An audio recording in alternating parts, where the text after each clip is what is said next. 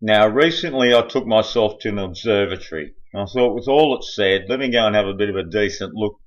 I haven't done anything like this since I was a child. Really, I only been to a planetarium, I think, before, and played with a few telescopes and looked at things when we were kids.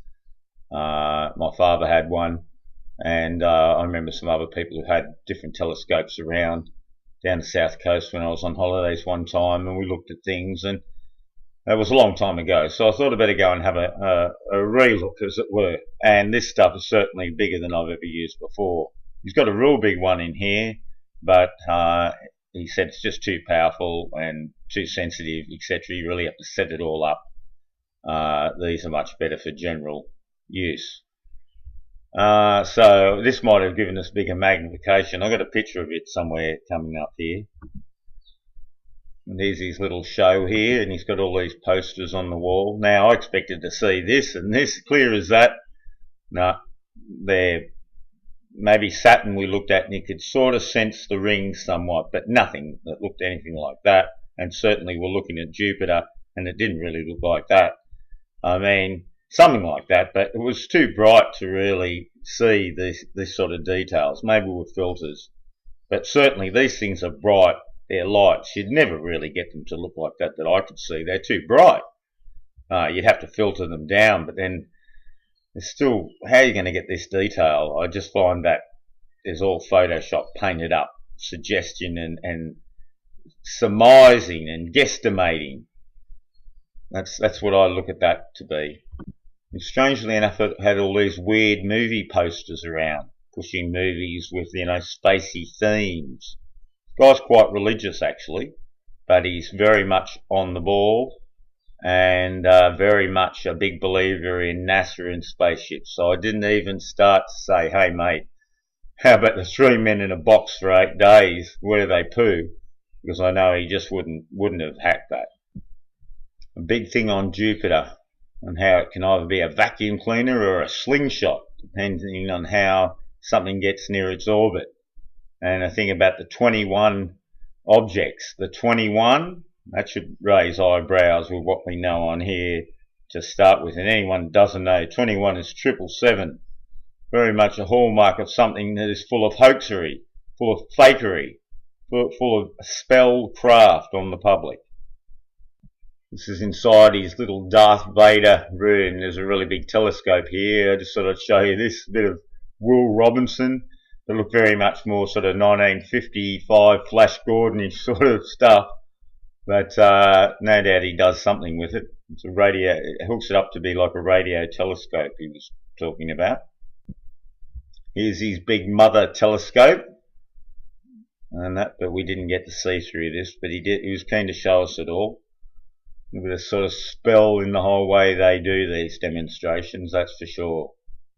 Oh, there's some better light on all this little gear that he's got here stacked up. Very interesting indeed, eh? We've add this bit, add that bit. Now here's a picture I took of the moon just with a little sort of Nikon Handycam camera. And look how bright that is, truly. Look how bright that is. It is a cold light, as people have pointed out. Things are colder in a moon than in the shadow of the moon, as it were. So that's an interesting principle in itself, isn't it? But look how bright that is. Look how bright that is. You know what I mean? Think you could stand on that. You just have to be dreaming. You really have to be dreaming. Now, we did get to see the moon through the telescope a lot better than this. And we're able to zoom in and see what, the seas and the craters and whatever. But gee, it had a really weird cartoon look about it, I must admit. Just from what I've studied and looked at now, just to look at it that night, I have done it before, I said, when I was a kid, and seen something similar. A little bit probably smaller. This was a more powerful telescope than I've used and a very good focus. But gee, it illuminated up like a cartoon, which you'd expect with something so bright. Certainly there's no landing on it. That is one definite for me. To think you could stand on that, you're just dreaming. Look how bright it is. Well, I tried to take some pictures of the stars, but you can see they didn't come out very well, but you can just see them faintly there.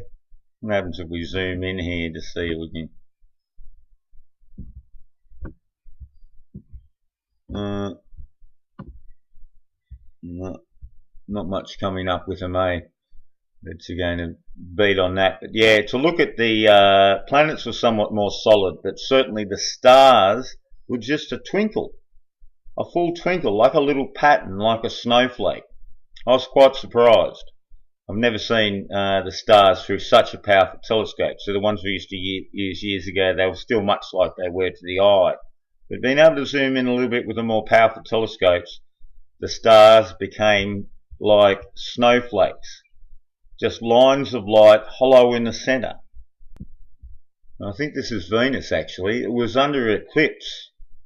Let's see what happens if we go a bit closer on this one. I'm going to get a better camera and get some really good pictures of these things. Oh no, it must be the moon still. This was I must have zoomed in on another shot. But yeah, the picture we saw of Venus was under eclipse. That was pretty interesting, I must admit, that one side of it. Very interesting night out at the observatory. Now here's a picture I took of the ocean, and as you can see, looking pretty flat here.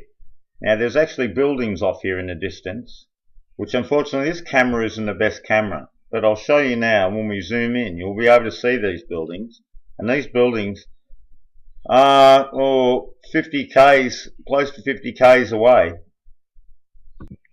This is just from my height on the beach, standing on the sand. I might be a metre or so above the shoreline. But because of the swell this day, as you can see, this is what you're looking at here, getting like this. You can see it's just swells on the sea, which are blocking some of the view.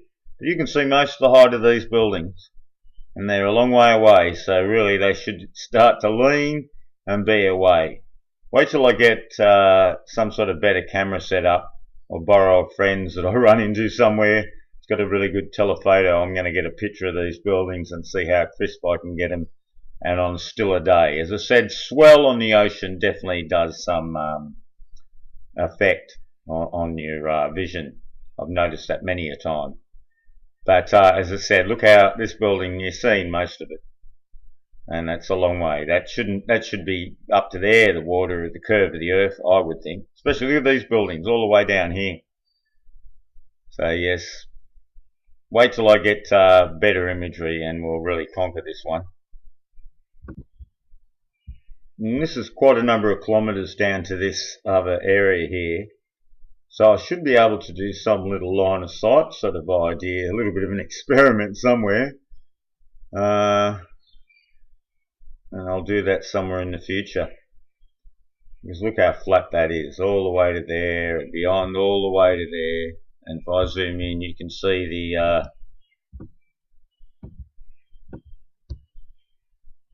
you can see the land going off to there, flat as a pancake, all the way out to here. Look, 40, 50 k's. See that picture at Toronto or wherever it is? That's bodgy as. It's like somebody's on a wave there. Let's just zoom in and see. Oh, wrong way. That is a bad program, this one. Yeah, somebody taken off, look. It's just going to lose pixels. Well, there you go. Bit of wave action for you. Okay, cheers. Thanks everyone.